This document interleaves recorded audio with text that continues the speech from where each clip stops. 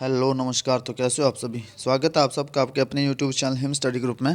तो आज फिर मैं आपके सामने एक और मॉक टेस्ट लेके हाजिर है। ठीक है, जैसे कि आपको पता है कि आपके मॉक टेस्ट जो कंटिन्यू चले हुए हैं, जिसमें आपका एचपीजी के रहता है, ठीक है, हिंदी का पोर्शन रहता है, ठीक है, और इंग्लिश का सेक्शन, तीनों सेक्शन आपके कंबाइन चले हुए। ठीक है, तो कंटिन्यू आपके लिए मॉक टेस्ट अपलोड होते हैं शाम को 7:30 बजे। अपने टाइम से वीडियो को वॉच आउट कर लेना है और आप हमारे टेलीग्राम चैनल से भी जुड़ सकते हैं, ठीक है, जिसका लिंक जो वो डिस्क्रिप्शन बॉक्स में दे रखा है। ठीक है, तो आपको पता है कि आपके अपकमिंग एग्ज़ाम जो एचपी पटवारी का हो या एचपी पुलिस का हो या फॉरेस्ट गार्ड का भी शायद इसी साल हो जाए, तो उन सब के लिए ये जो मॉक टेस्ट चले हुए आपके, ये मोस्ट इंपॉर्टेंट है। ठीक है, तो ज़्यादा टाइम नहीं लेते हुए स्टार्ट करते हैं आज का फर्स्ट क्वेश्चन।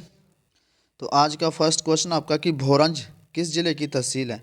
तो भोरंज जो वो कांगड़ा जिले की तहसील है, धर्मशाला, हमीरपुर या चंबा। तो भोरंज जो वो आपका हमीरपुर हमीरपुर डिस्ट्रिक्ट की तहसील है आपकी भोरंज। ठीक है, चलते हैं नेक्स्ट क्वेश्चन की ओर। नेक्स्ट क्वेश्चन है कि सिप्पी जाति का पेशा क्या है। ठीक है, सिप्पी जाति जो उसका पेशा क्या है। तो सिप्पी जाति का पेशा बताना है अपने कि उसका पेशा क्या है। ठीक है, सिप्पी जाति का पेशा क्या है। तो वो बुनाई है, धातु शिल्प है, चमड़े का काम है या बांस का काम। तो सिप्पी जाति का जो पेशा है वो है बुनाई। ठीक है, सिप्पी जाति का पेशा है बुनाई। चलते हैं नेक्स्ट क्वेश्चन की ओर। नेक्स्ट क्वेश्चन आपका, कालिदास ने अपनी पुस्तक कुमार संभव में किन वासियों का वर्णन किया है। तो यक्ष वासियों का, किन्नर वासियों का, नागा या दस्यु। तो कालिदास ने अपनी पुस्तक जो कुमार संभव है उसमें किन्नर वासियों का वर्णन किया है। ठीक है, किन्नर वासियों का वर्णन किया है कालिदास ने अपनी पुस्तक कुमार संभव में। चलते हैं नेक्स्ट क्वेश्चन की ओर। नेक्स्ट क्वेश्चन आपका ये बोलता है कि हिमाचल की जनजातियों में कौन सी जनजाति सबसे प्रमुख है। तो हिमाचल की जनजातियों में सबसे प्रमुख जनजाति जो है वो गद्दी जनजाति है। ठीक है, गद्दी जनजाति जो वो सबसे प्रमुख है। चलते हैं नेक्स्ट क्वेश्चन की ओर।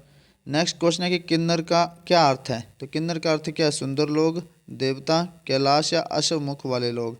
तो किन्नर का जो अर्थ है वो अश्वमुख वाले लोग है। ठीक है, चलते हैं नेक्स्ट क्वेश्चन की ओर। नेक्स्ट क्वेश्चन है कि हिमाचल प्रदेश में पाई जाने वाली पंगवाली जाति किस क्षेत्र से संबंधित है।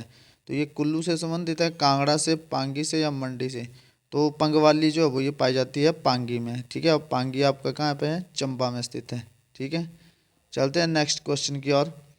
नेक्स्ट क्वेश्चन है जाट जनजाति किस क्षेत्र में पाई जाती है। तो पांगी में, हांगरंग है, हांगरंग घाटी में, कल्पा में या स्पीति में। तो ये जाट जनजाति जो वो हांगरंग घाटी में पाई जाती है। ठीक है, हांगरंग घाटी में पाई जाती है और ये कहाँ पे है, किन्नौर में। हांगरंग घाटी कहाँ पे आपकी, किन्नौर में स्थित है। तो चलते हैं नेक्स्ट क्वेश्चन की ओर। नेक्स्ट क्वेश्चन है जाट जनजाति किस संप्रदाय से संबंध रखती है। तो जाट जनजाति जो वो किस संप्रदाय से संबंध रखती है। तो ये रखती है आपकी बौद्ध संप्रदाय से। तो बौद्ध संप्रदाय से जो वो जाट जनजाति संबंध रखती है। चलते हैं नेक्स्ट क्वेश्चन की ओर। नेक्स्ट क्वेश्चन है आपका कालिंदी किस नदी का वैदिक नाम है। तो कालिंदी जो वो रावी का है, सतलुज का है, ब्यास का है, यमुना का है। तो यमुना, यमुना का जो वैदिक नाम है, यमुना रिवर का वैदिक नाम क्या है, ये आपका है कालिंदी। ठीक है, कालिंदी, यमुना नदी का वैदिक नाम है कालिंदी। चलते हैं नेक्स्ट क्वेश्चन की ओर। नेक्स्ट क्वेश्चन आपका गुलमर्ग स्पेशल किस फसल की प्रजाति है। तो गुलमर्ग स्पेशल जो वो आलू की प्रजाति है, बैंगन की, टमाटर की या संतरा की। तो जो गुलमर्ग स्पेशल आपका ये आलू फसल की प्रजाति है। ठीक है, आलू की। ठीक है, ये तो आपका एचपीजीके का सेक्शन। अब आपका हिंदी का सेक्शन जो है वो स्टार्ट है आगे। ठीक है, तो चलते हैं फर्स्ट क्वेश्चन की ओर। आपसे पूछा कि हस्व, हस्व, दीर्घ और प्लूत, हस्व, दीर्घ और प्लूत। ठीक है, ये क्या है, हस्व, दीर्घ और प्लूत। तो ये क्या है, ये व्यंजन है, ये मात्रा है, स्वर है या विसर्ग है। तो आपको पता है कि हस्व, दीर्घ और प्लूत ये स्वर है आपके। ठीक है, और हस्व स्वर को, जो हस्व स्वर है इसको मूल स्वर भी कहा जाता है। ठीक है, मूल स्वर भी कहा जाता है हस्व स्वर को। ठीक है, चलते हैं नेक्स्ट क्वेश्चन की ओर। नेक्स्ट क्वेश्चन है कि उपकार को, उपकार को मानने वाले, ठीक है, उपकार को मानने वाले को क्या कहा जाता है। तो कृपालु कहा जाता है, कृतज्ञ, कृत घन या परोपकारी। तो उपकार को मानने वाले, उपकार को मानने वाले को कृतज्ञ कहा जाता है, मानने वाला, ठीक है, कृतज्ञ कहा जाता है। और उपकार को ना मानने वाला, ना मानने वाला, ना मानने वाले को क्या कहा जाता है, कृतघ्न कहा जाता है। ठीक है, तो उपकार को मानने वाले को कृतज्ञ, उपकार को न मानने वाले को कृतघ्न कहा जाता है। चलते हैं नेक्स्ट क्वेश्चन की ओर। नेक्स्ट क्वेश्चन है कि राज्यपाल में कौन सी संधि है? तो संधि नहीं, संज्ञा। व्यक्तिवाचक संज्ञा है, जातिवाचक संज्ञा है, भाववाचक संज्ञा है, समूहवाचक। तो राज्यपाल, राज्यपाल। अब राज्यपाल जो वो हर स्टेट का अलग अलग होता है, तो ये क्या आ गई, एक जाति आ गई ना। हर स्टेट का अलग अलग होगा तो ये क्या आ गई, जाति। तो संज्ञा कौन सी हो गई, जातिवाचक संज्ञा। ठीक है, तो राज्यपाल में कौन सी संज्ञा है, जातिवाचक संज्ञा। चलते हैं नेक्स्ट क्वेश्चन की ओर। नेक्स्ट क्वेश्चन है कि पशु चर रहे हैं, निम्नलिखित में से पशु में कौन सी संज्ञा है? पशु चर रहे हैं तो पशु में कौन सी संज्ञा हो जाएगी, व्यक्तिवाचक, जातिवाचक, भाववाचक या समूहवाचक? तो पशु चर रहे हैं, पशु भी एक जाति को रिप्रेजेंट करता है, ठीक है, जातिवाचक संज्ञा। तो पशु में भी कौन सी संज्ञा हो जाएगी आपकी, जातिवाचक संज्ञा हो जाएगी। चलते हैं नेक्स्ट क्वेश्चन की ओर। नेक्स्ट क्वेश्चन आपका, जिस समास में दोनों पद प्रधान होते हैं वह कौन सा समास होता है? तो बहुब्रीहि में कोई भी पद प्रधान नहीं होता, आपको पता है, ठीक है। जो कोई भी पद जो है वो प्रधान नहीं होगा, किसमें, बहुब्रीहि में। द्वंद्व समास, इसमें दोनों पद क्या रहते हैं, इसमें दोनों पद प्रधान होते हैं, ठीक है। तत्पुरुष समास, तत्पुरुष समास में उत्तर पद प्रधान होता है, ठीक है। तत्पुरुष समास में उत्तर पद जो है वो प्रधान होता है, ठीक है, उत्तर पद जो है वो प्रधान होता है, ठीक है। अव्ययीभाव समास में, जो अव्ययीभाव समास होता है उसमें प्रथम पद प्रधान होता है। कर्मधारय में क्या होता है, विशेषता बताता है। जब किसी शब्द का आप कर्मधारय, जैसे नील कमल हो गया, ठीक है, नील कमल हो गया या नील गाय हो गई, तो इसमें क्या है, पहला पद विशेषण है, तो कर्मधारय में पहले पद में जो विशेषता बताई जाती है, ठीक है। तो जिसमें दोनों पद प्रधान होते हैं वह कौन सा समास हो जाएगा, आपका द्वंद्व समास हो जाएगा। चलते हैं नेक्स्ट क्वेश्चन की ओर। किस वाक्य में भाववाच्य का प्रयोग हुआ है? अब भाववाच्य, राजेश के द्वारा कपड़ा सिया जाता है, रोहन पढ़ रहा है, अनिल अनिल से धूप में चला नहीं जाता, इनमें से कोई नहीं। तो अपना ध्यान रखना है कि जिसमें नेगेटिविटी आ जाए, नेगेटिविटी, वहाँ पे आपका कौन सा होता है, भाववाच्य। लेकिन नेगेटिविटी होती है, जैसे मैं ऐसे लिख दूँ कि राजेश पानी नहीं पीता है, ठीक है, राजेश पानी नहीं पीता है, राजेश पानी नहीं पीता है। मैंने बोला कि नेगेटिविटी का जो मतलब भाव होगा वो होगा इसमें भाववाच्य में। लेकिन ऐसे बोला कि राजेश पानी नहीं पीता है, तो ये आपका भाववाच्य नहीं होगा। भाववाच्य कौन सा होता है, जैसे ऐसे होता है कि राजेश से पानी नहीं पिया जाता, पिया जाता है। राजेश से दौड़ा नहीं जाता, ठीक है, उससे खाया नहीं जाता। तो नहीं जाता, किसी से कोई काम नहीं हुआ जाता, ऐसा सेंस आए तब वो भाववाच्य आपका वाक्य होगा, भाववाच्य होगा, ठीक है।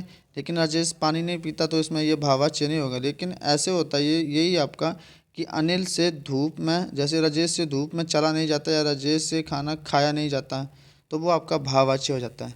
तो अनिल से धूप में चला नहीं जाता, ये आपका भाववाच्य हो जाएगा। चलते हैं नेक्स्ट क्वेश्चन की ओर। नेक्स्ट क्वेश्चन है कि मोहन कलम से किताब लिखता है। तो मोहन कलम से, ठीक है, कलम से किताब लिखता है, तो कलम से किताब लिखता है, कलम से, ये क्या आ गया आपका, करण आ गया, उपकरण आ गया, कुछ भी, ठीक है। और इससे क्या कर रहा है, किताब लिख रहा है, तो कर्ता ने कर्म को करण से, ठीक है, अपादान से, अपादान भी यूज़ होता है, लेकिन कहाँ यूज़ होता है, अपादान यूज़ होगा आपका अलगाव के लिए, ठीक है, एक अलगाव के लिए, एक भय के लिए, एक तुलना के लिए, ठीक है। तो ये से विभक्ति वहाँ पे यूज होती है अलगाव, भय और तुलना के लिए। लेकिन यहाँ पे करण दिया हुआ आपका, उपकरण दिया हुआ कोई, ठीक है, कलम से, या फिर शिकारी ने तीर से हिरन को मारा, ठीक है। तो वो आपका जिसमें आपका उपकरण दे रखा हो, कोई चीज़ करने का साधन दे रखा हो, ठीक है, साधन दे रखा हो, ठीक है, किस साधन से किसी को कुछ किया, तो वो आपका करण कारक में आता है। तो यहाँ बोल रहा है कि मोहन ने कलम से किताब लिखी, कलम से, कलम क्या आ गया, साधन आ गया, तो इसमें कारक कौन सा हो जाएगा, करण कारक हो जाएगा। चलते हैं नेक्स्ट क्वेश्चन की ओर। नेक्स्ट क्वेश्चन है कि हिंदी वर्णमाला में अयोग्य व वर्ण कौन से हैं? अब इसमें अपना अयोग्य व छांट करने हैं, ठीक है। तो अ और आ, ये तो हो गए आपके कंठ है, ठीक है, अ और आ कंठ हो गए आपके।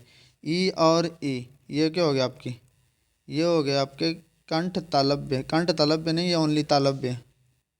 तो ये जो ई और ई हो गया आपके तालव्य, ठीक है।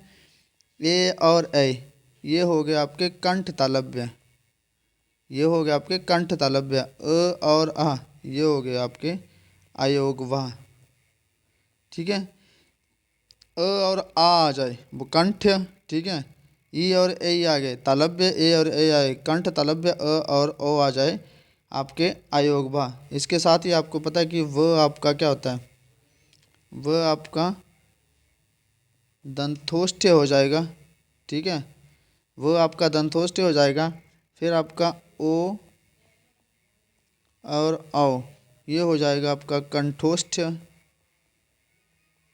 ठीक है। फिर आपका ए और ए ये आ गया आपके कंठ तालव्य जो पीछे भी आ रखा है, ठीक है, कंठ तालव्य। तो ये इंपॉर्टेंट है तीनों, ठीक है। इसी में से आपको एग्जाम में पूछे जा सकते हैं। बाकी तो सबको पता होता है कवर्ग चवर्ग टवर्ग उनका सबको सारणी का पता होता है, ठीक है। तो इसमें आपसे पूछा गया था कि हिंदी वर्णमाला में अयोग्य अयोगवाह कौन से वर्ण है, तो ये अ अंग और अ और आह, ठीक है। इसमें अ और आह जो वो अयोग वाह है, ठीक है। चलते हैं नेक्स्ट क्वेश्चन की ओर। नेक्स्ट क्वेश्चन आपका कि चौराहा में कौन सा समास है। चौराहा, चार राहों का समूह। चौराहा क्या बात कैसे बनता है, चार राहों का समूह। एक तो ये समूह बना रहा है, ऊपर से संख्यावाचक है, ठीक है, संख्यावाचक है। चौराहा क्या है यहाँ पे, ये संख्यावाचक है, चार राहों का समूह। तो ये समास कौन सा हो जाएगा, द्विगु समास। द्विगु समास हो जाएगा आपका। द्विगु समास में क्या होता है कि पहला पद जो वो संख्यावाचक होता है। तो चौराहा चार राहों का समूह ये द्विगु समास आपका हो जाएगा। चलते हैं नेक्स्ट क्वेश्चन की ओर। ट वर्ण कौन से वर्ग में आता है, तो आपको पता है कि ट हो गया, ठ हो गया, ड हो गया, ढ हो गया, अण्य हो गया।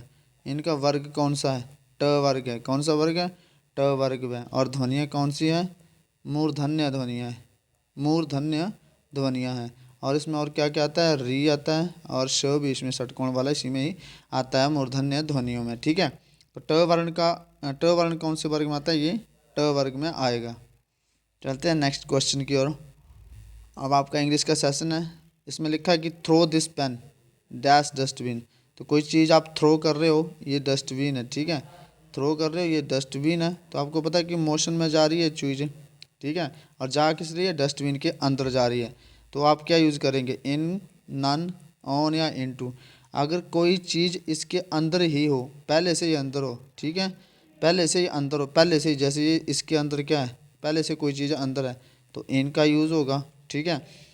और आप इसको फेंक रहे हो तो ये मोशन में जा रही है, तो इसके लिए आप यूज़ करेंगे इन टू का, ठीक है। तो throw this pen into the dustbin, ठीक है। और जैसे इस सरफेस पे कोई चीज़ रखी है और यहाँ पे ऊपर रखी है, जैसे ये टेबल है, इसके ऊपर कोई चीज़ रखी है तो ऑन, इसको टच कर रही है, ठीक है। The cap is on the table, ठीक है, तो इसको टच कर रही है तो यहाँ पे ऑन का यूज़ होगा।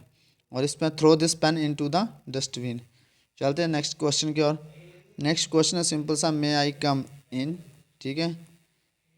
चलते हैं नेक्स्ट क्वेश्चन की ओर। नेक्स्ट क्वेश्चन है कि my watch is dash table. तो अब देखो यहाँ पे क्या लिखा है, माई वॉच एट होगा, ऑफ होगा, इन होगा या ऑन। तो माई वॉच इज कहाँ पे, टेबल के ऊपर। आप टेबल के ऊपर रखी है वॉच, तो यहाँ पे टच होगी सरफेस को करते हुए, ठीक है।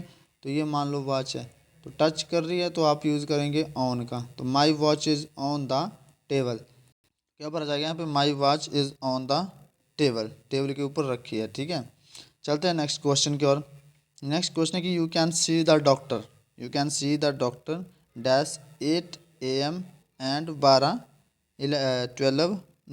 नून, 12 और नून हो जाएगा, ठीक है।